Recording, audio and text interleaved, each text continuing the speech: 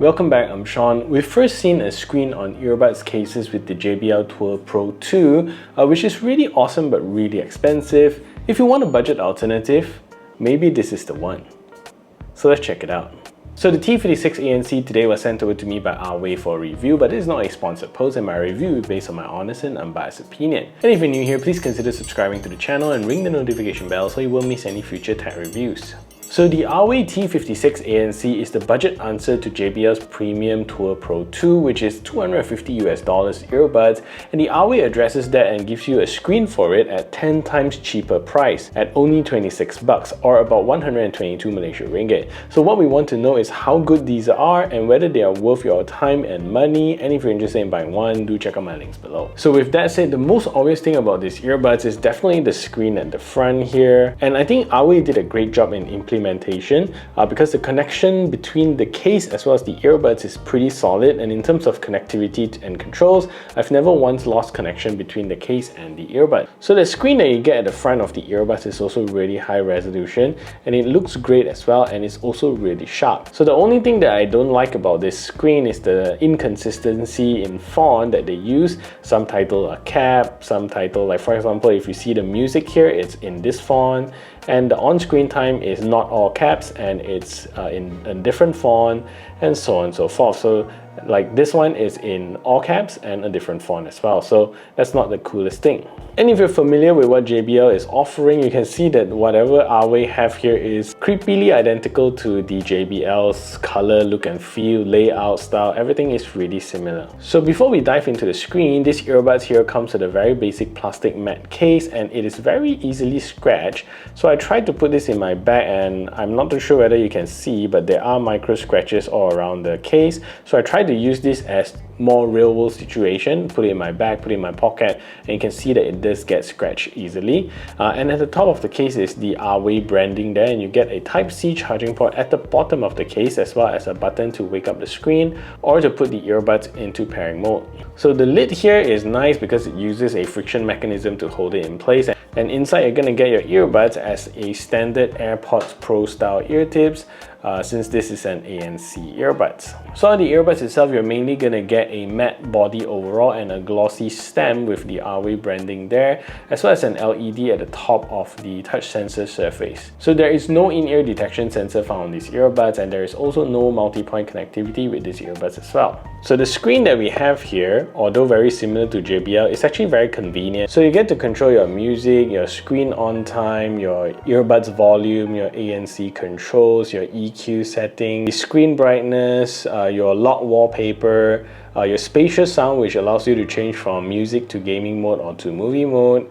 You can also find your earbuds, so it'll play a sound. You also can use this as a flashlight, which is pretty cool. So if you tap on here, it becomes very bright, so you can use it at night to look for stuff. And finally, you can also change your language as well as use a stopwatch.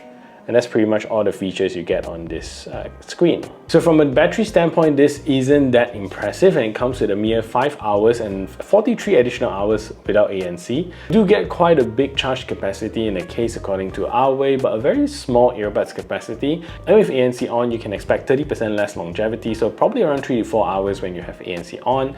Also, it depends on what volume that you play the earbuds at, and the louder you play your music, the lesser the battery life. So there is also no wireless charging here and no fast charging as well, but it takes roughly 1 hour to charge up the earbuds and 2 hours for the case. The volume on these earbuds is pretty good, and I get to a comfortable listening volume at only 25% volume, and the earbuds gets to that loud volume at around 70% volume, which is pretty impressive because there is quite a lot of power that these earbuds can generate.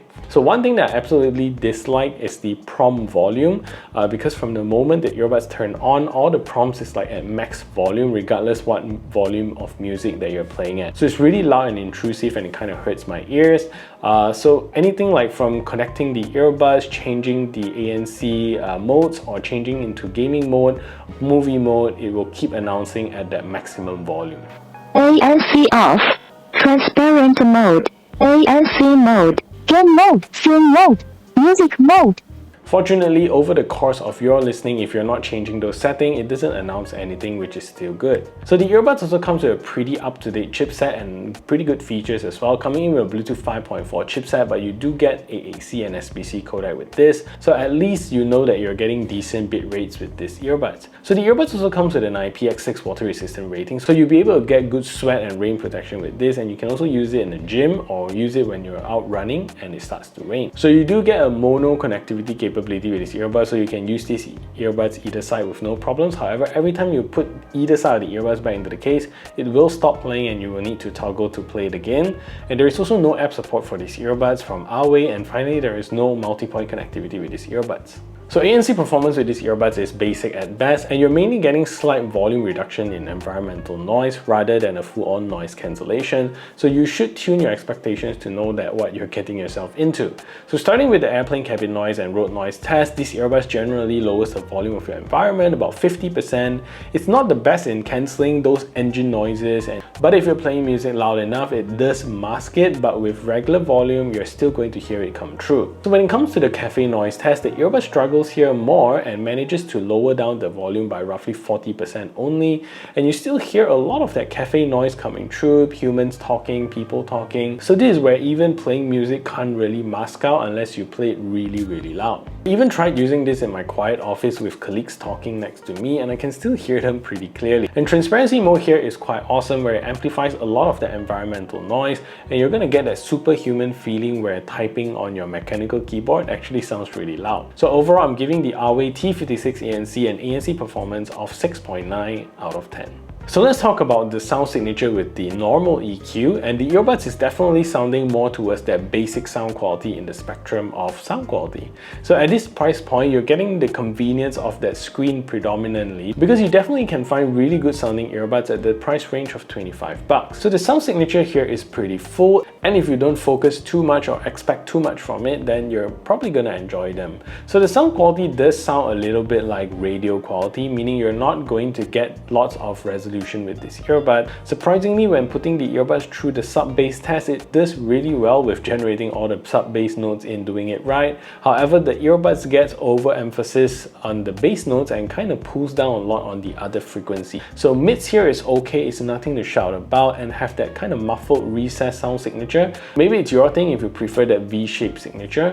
And highs here is not the best quality too, where you mostly get very muffled, jumbled up, mid-resolution sound signature, which is the frequency that causes these earbuds to have that somewhat radio quality. So there are 7 EQs that you can choose from the case. However, I noticed that only 2 EQs are really okay to use, which is normal here, and another one is prevalent. So I think these are the 2 that actually works well, and the prevalent is actually a bassier, low clarity, lo-fi kind of signature, but the rest like acid rock and other stuff like that really doesn't work for me.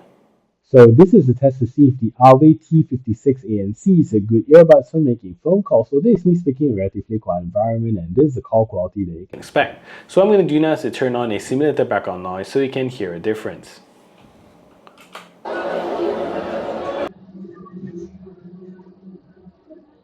So now there's a simulated background noise playing in the background, and this is the call quality That you can expect from these earbuds. So what do you think of the call quality? Let me know in the comment section down below. So going into spatial sound and turning on gaming mode with this earbud sees a slight improvement in gaming latency performance, but playing games like PUBG still sees a tiny bit of delay. Nothing too serious here, but something that you can still detect, and watching movies and videos on this is fortunately really good. So anyways, let's take a look at the latency performance of these earbuds.